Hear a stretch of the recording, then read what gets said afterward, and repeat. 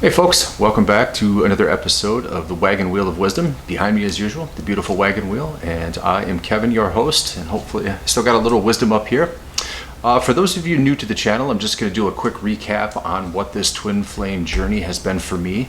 I am a male that is identifying as the divine feminine in this role. What twin flames are is you essentially magnetically meet your other half of yourself. And what I mean by your other half is you are one soul that has been divided.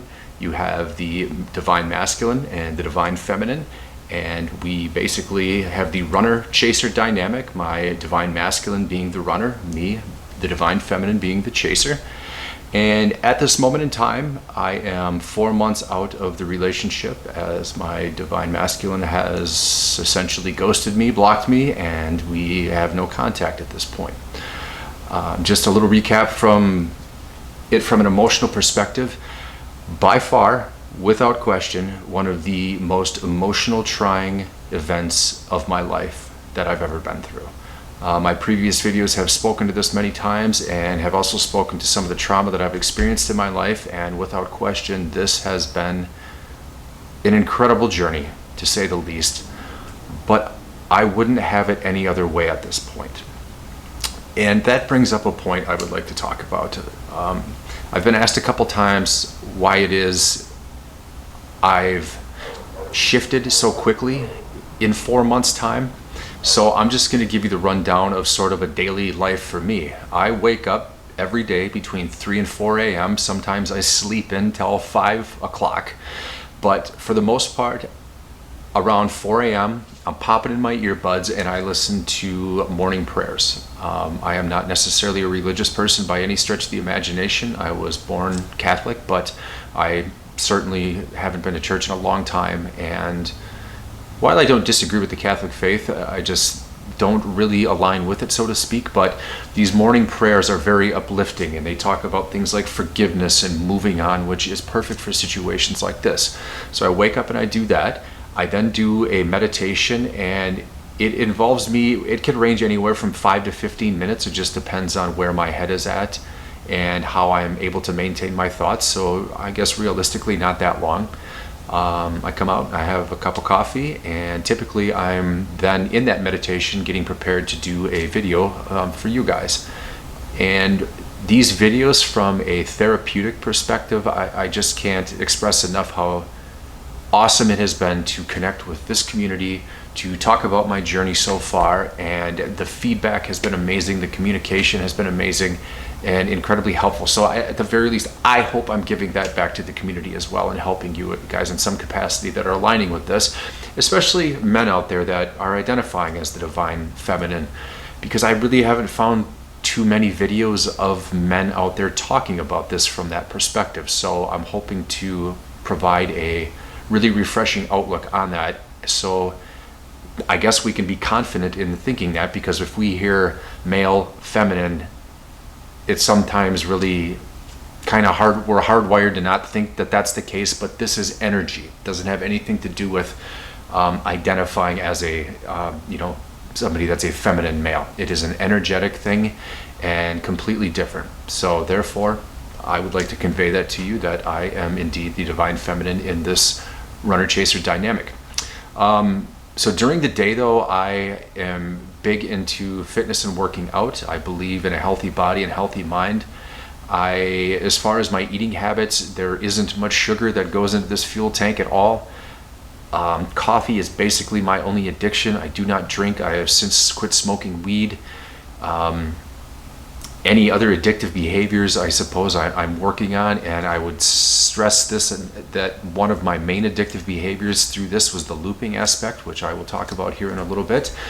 But other than that, I try to lead a very healthy and disciplined lifestyle. I'm at the moment not dating.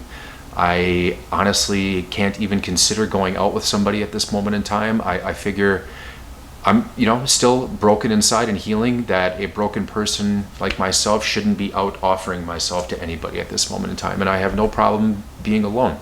And I should preface this where I absolutely have missed my divine masculine, but at the same time, I live alone. I'm a single parent, so we split custody. But in my daily life, I kind of fly under the radar a little bit, which I'm okay with, and I think has really helped.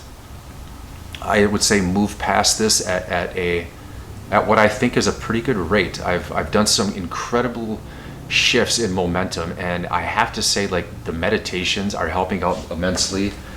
This book, The Power of Now by Eckhart Tolle, I'm on my second read of it. I would refer to it as my Bible. It has absolutely changed my way of thinking, and if you're a spiritual person in any capacity, which I'm guessing you are at this point, because this whole journey right now is about shedding the old skin and reinventing yourself in absolutely the best of ways. This book, I don't know, it really resonates with me. I suggest giving it a shot. I highly recommend it, as it has changed my outlook on a lot of things, especially with how I've viewed relationships. And to tell you the truth, I am enjoying the break up more than ever right now, just because I am convinced that the person I was not sustainable in the relationship long term. And as much as I was before probably blaming my ex, no, this guy has really looked in a mirror and done a complete 180 on that. And I would absolutely like to say thank you for the breakup at this moment in time, because there are some major things that I've had to heal along the way. And I think one of them that I'm about to talk about right now is this. I wrote down a question for myself in my last meditation. It is why I don't feel complete without them. The easy answer is because I was under the illusion that I needed her to feel whole. And that, I think, in a nutshell, completely speaks to what this journey is about. It isn't about them as much as we want to believe that it is. And I'm sure some people are pissed right now that I'm not sitting here saying, well, how do I get him? How do I get him back? How do I get him back? I don't have a definitive answer for that. And I'm going to look you dead in the eyes right now when I say that. I don't have the answer for you for that. What I think and what I believe in is I am reinventing myself to build up this brand new foundation as to how I treat people, how I treat myself, how I interact, how I approach relationships, how I think of relationships, what I believe I can bring to the table in relationships, and most importantly, not putting false expectations on my partner. I was that kind of person. And the thing in other videos I've talked about is how I unconditionally loved her. In this last relationship, I believe I was happy with what I brought to the table. But at the same time, if the individual isn't open to receiving said love, which in this case, the divine masculine, the runner, when it becomes too overwhelming for them, they're going to bolt, because their egoic mind, and that's their journey on this part of it. I can't really speak for them because I'm not walking in their shoes at this point, and I'm not walking down that path. But I would bet, just knowing her, that I was probably too much. And maybe some things I need to dial back a little bit and reassess and just become a lot more balanced. And again, I think that's what this journey is all about. It is rediscovering who you are in every way, shape, or form. You need to, and I need to, when I say you, this is not anything that I'm not doing myself. I need to drop the act that she was the villain in this story. It's ridiculous. It is ridiculous to think that. She wanted out for a reason, and a reason's only that she knows. She might not be able to convey them to me, but perhaps she knew at the time that I wouldn't even understand it anyway from her perspective. She's an intelligent woman, a very intelligent woman. I've griped about things about her in the past in other videos, but the reality is this. She knows what's up. Not a dumb woman by any metric, very intelligent, knows what she wants in life, very logical thinking, which I'm not necessarily in a lot of ways. Maybe I don't even know what I am in that aspect, but I'm getting a little off track there. But so she had her reasons for why she wanted to go. But in this journey, and I'm sorry to say this to some people that are new to this, it isn't about them, it's about you. We have to remember this is one soul split into two, She is you, he is you, and vice versa. You are healing the aspects of the soul that they might not be able to. And I realize that puts a lot on your plate. Like, why do I have to do their work? We signed up for it before we came into this. Before we came into these bodies, we signed up for it. It's not that they're not doing the work either. They, I'm sure, have a daunting task ahead of them. If you think of it from this way, if they're having the death of their ego, that's an incredibly devastating thing to have happen to somebody. I've had it happen to me in the past. It is a very challenging thing to get through when you're stuck in that mindset, because it means the very world you live in isn't real. I'm going to say that again. It means the very world you live in isn't real. And all the things that you thought were real are in fact false. The things that you used to seek attention for, false. Notoriety, false. Those things, when they come to a head and you realize that your sense of self is far more important than other people acknowledging you and, maybe getting likes on social media and things like that, the death of that ego is a rough go for some people. It really is. Because just like us, we're shedding that old skin away to become this great person. So it isn't like they're not doing work, but we have to facilitate our own journey, worry about our own path, and become exactly who we want to in this life. And I'm betting, looking at all of you right now, there is a dream of yours that you have, something that you've maybe always wanted to do, or you're in a job right now where that doesn't feel fulfilling in any capacity. This is the first time in my life, well, I shouldn't say that, but in a long freaking time that I can remember, that looking at a camera and talking about a topic that I'm completely immersed in and in love with has been one of the most fulfilling things. And I've only been doing this since August 20th. It feels right. It feels perfect, and it doesn't feel like I should be anywhere else.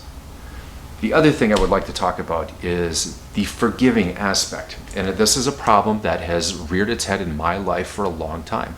And it's even come up in this last relationship.